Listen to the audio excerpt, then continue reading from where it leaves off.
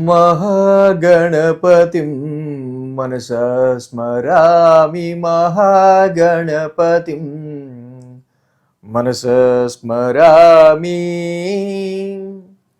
Dear creations family అందరికీ నా హృదయపూర్వక ధన్యవాదాలు. సో అలాగే ఈ యొక్క వారం 2026 కొత్త సంవత్సరం మొదలైంది. అలాగే జనవరి 4వ తారీఖు నుంచి 10వ తారీఖు వరకు కూడా ఈ వారం రోజులకి ద్వాదశ రాశుల వారికి సంబంధించి రాశి ఫలాలు ఏ విధంగా ఉండబోతున్నాయి ఏంటి అనేది మనం ఒకసారి చూద్దాం. సో ఈ వారం మనం చూసినట్టయితే కనుక ఇక్కడ మేజర్ ట్రాన్సిటల్ చేంజ్లో పెద్దగా చేంజెస్ అయితే ఏమీ లేవు. ఏవైతే ఇక్కడ మాసగ్రహాలైన రవి, బుధ, కుజ, శుక్రులు నలుగురి స్థితి గోచారం కూడా ధనుర్ రాశిలో ఇక్కడ జరుగుతూ ఉంది. శని భగవానుడు మీన రాశిలో, అలాగే మిథున రాశిలో గురువు గారి యొక్క సంచారం జరుగుతూ ఉంది. అలాగే సింహరాశిలో ఇక్కడ కేతువు యొక్క సంచారం జరుగుతూ ఉంది. కుంభరాశిలో రాహు యొక్క సంచారం జరుగుతూ ఉంది. సో ఈ విధమైన గ్రహస్థితుల ఆధారంగా చంద్రుని యొక్క గమనం కూడా గమనించినట్టయితే కనుక ఈ వారం చంద్రభగవానుడు కర్కాటకం, సింహం, కన్య 3 రాశుల మీదుగా ఆయన గోచారాన్ని సాగిస్తూ ఉన్నారు.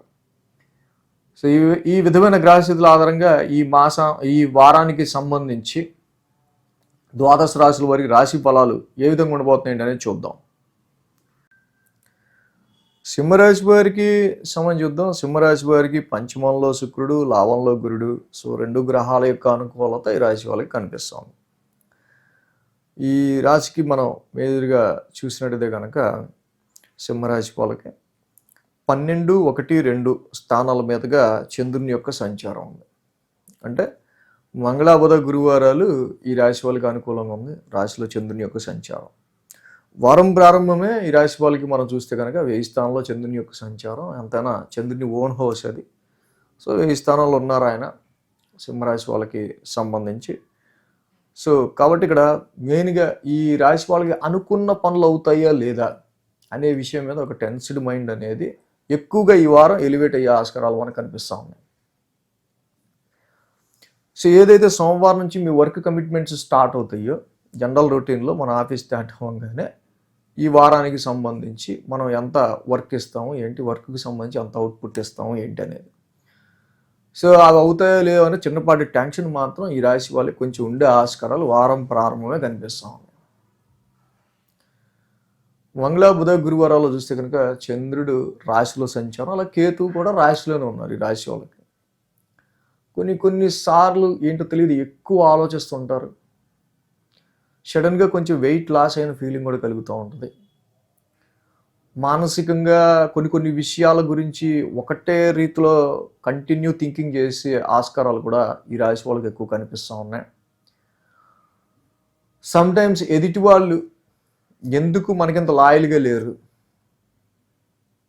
ఎందుకింత నమ్మకంగా లేరు అనేటువంటి ఒక రకమైన ఆలోచనలు కూడా ఈ రాశి వాళ్ళకి ఉంటా ఉన్నాయి. బిజినెస్ పరంగా తీసుకునే నిర్ణయాల విషయంలో కూడా నమ్మకం అనేది చాలా మెయిన్ దేనికైనా సరే. సో కాబట్టి వ్యాపార పరంగా తీసుకునే నిర్ణయాల విషయంలోనూ, మ్యారిటల్ లైఫ్ పరంగా న్యూ లైఫ్ని స్టార్ట్ చేసే వాళ్ళకి, మ్యారేజ్ అయ్యి వీళ్ళందరూ కూడా అండర్స్టాండింగ్ అనేది చాలా అవసరం.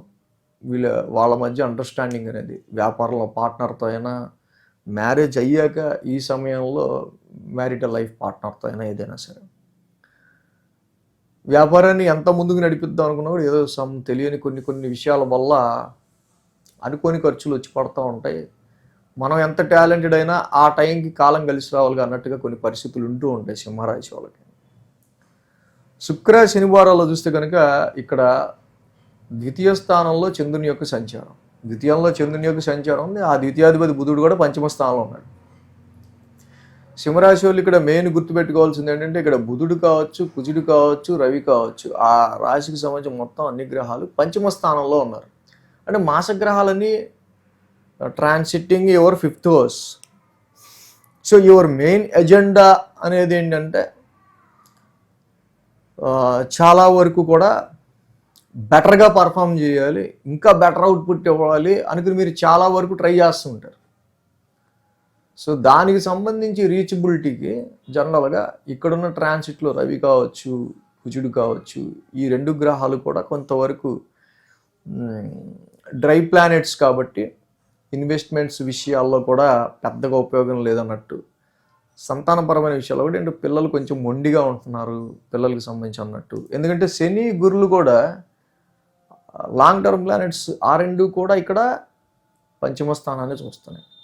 6 గ్రహాలు పంచమ స్థానం మీద ఆస్పెక్ట్ చెంది ఉన్నాయి.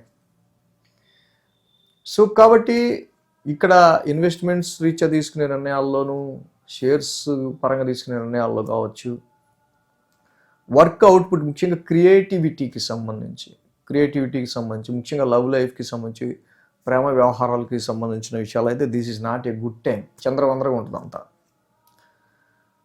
సో కొన్నిసార్లు ఎందుకో తెలియదు, మీకు ఇష్టమైన వాళ్ళు ఎవరైతే ఉంటారో వాళ్ళని మీరు అనవసరంగా